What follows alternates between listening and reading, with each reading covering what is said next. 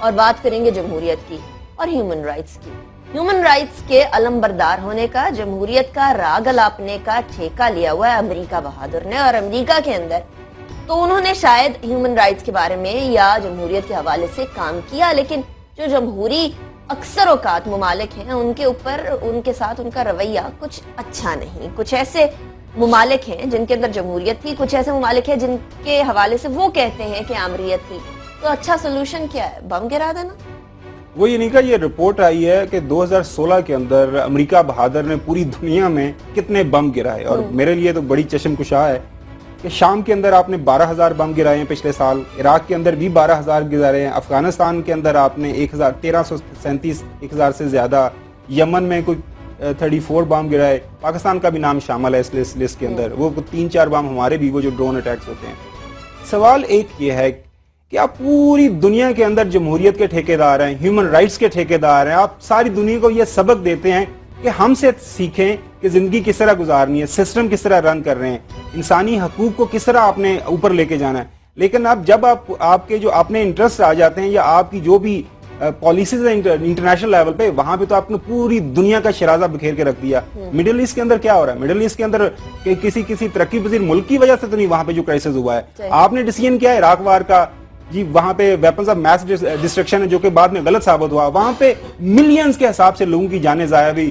Libya, Iraq, اس کے بعد شام، ابھی دیکھ لیں آپ، دیکھیے گا آنے والے دنوں کے اندر اب جو سعودی عربیہ اور ایران کے سارے ایشوز چل رہے ہیں، وہاں پہ بھی آپ بڑی گندی گیم کھیلنے جا رہے ہیں کہ ایک سائڈ کو سپورٹ کریں، دوسری سائڈ کو یہ کریں کہ آپ کے اگینسٹ جا رہے ہیں. تو یہ سارے سوال جو ہیں اب ڈونلڈ ٹرمپ کے سامنے آئیں گے، اور میں اکثر لوگوں کا خیال ہے کہ وہ غلط گورنمنٹ کرے گا، میرے نزدیک وہ اچھی کرے گا. اس نے جو ایک پالیسی سٹیٹمنٹ آلریڈی اس نے دے دیا گیا ہے کہ ہمیں پوری دنیا کا ٹھیکیدار بننے کی ضرورت نہیں ہے، ہمیں اپنے ملک کو دیکھنا ہے، اپنے ملک کی اکانومی کو دیکھنا ہے، اپنے ملک کے جو اندرونی معاملات ہیں ان کو دیکھنا ہے. آپ نے امریکہ کے اندر بھی انفراسٹرکچر ڈیولپمنٹ، اس پہ کافی زیادہ سوالات ہیں، اکانومی بیٹری ہے، تو اس کی طرف وہ جائیں گے.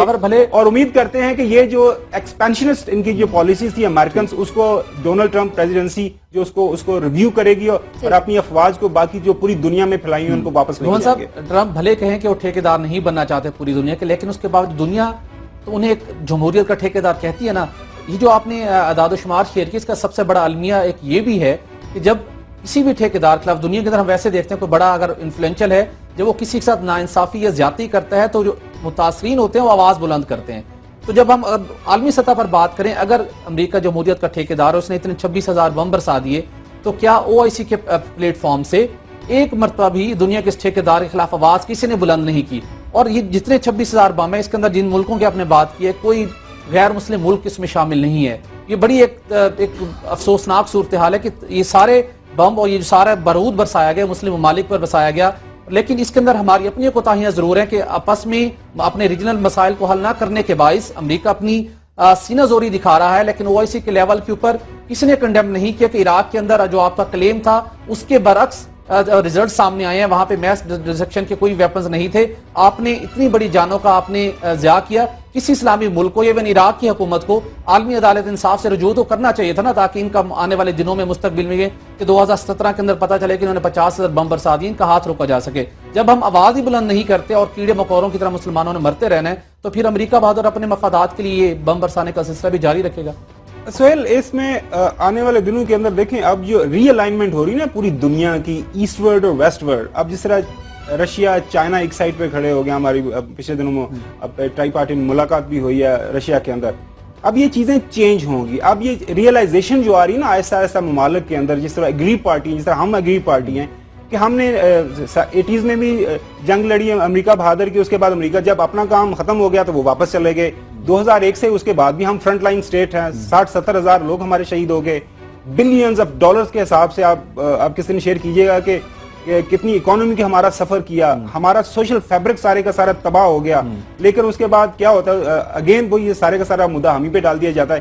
کیری صاحب کہہ رہے ہیں کہ انہوں نے اسٹیٹ آف دا آرٹ جو ٹیکٹیکل ایک بیس بنا دیا، اس میں پاکستان بھی شامل ہے.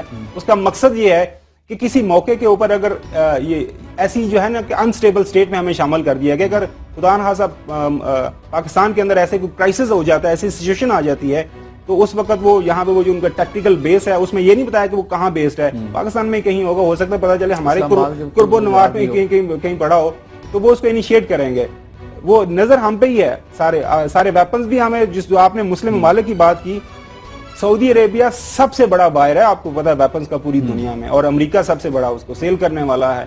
वो वेपन्स बेचेंगे तो वेपन्स बेचें तो उसको वेपन्स को इस्तेमाल करने के लिए आपको मौके भी तो फराहम करना उन्हीं को काम है ना, मार्केट को बढ़ाना भी तो उन्हीं का काम है। तो यही करते हैं कि आपको वेपन्स देंगे, उसके बाद ऐसी सिचुएशन क्रिएट करेंगे, उसको कहेंगे आपके पास हमने इतने जबरदस्त आपको वेपन्स ये इस्तेमाल करें। लेकिन अब ऐसा नहीं होना चाहिए कि हम वेपन्स भी अरबों डॉलर के हम खरीदें और वो वेपन इस्तेमाल भी हमारे ऊपर हो। अगर वर्ल्ड ट्रेड के फैक्ट्रीज के ऊपर के हवाले से अमेरिका सऊदी अरब के ऊपर $बिलियन की पेनल्टी इंपोज कर सकता है, तो इराक के अंदर जो तबाही की गई उसको बेस बुनियाद बनाकर, वो तो खुद अमेरिकन ने एस्टेब्लिश किया कि वहां बड़े पैमाने पर तबाही फैलाने वाले हथियार नहीं थे, तो अमेरिका के खिलाफ भी आलमी अदालत इंसाफ में बड़ा हरजाने का केस होना चाहिए। चलिए ठीक है, पॉइंट्स मुकम्मल हो गए, अगले टॉपिक की तरफ बढ़ेंगे। लेकिन अमेरिका वो मुल्क है जिसकी गोद में यूनाइटेड नेशंस बैठा हुआ है, जहां न्यूयॉर्क के अंदर हेडक्वार्टर्स मौजूद है। OIC वैसे ही टुथलेस ऑर्गेनाइजेशन है, हम लोग इनके पास जाकर क्या आवाज उठाएं।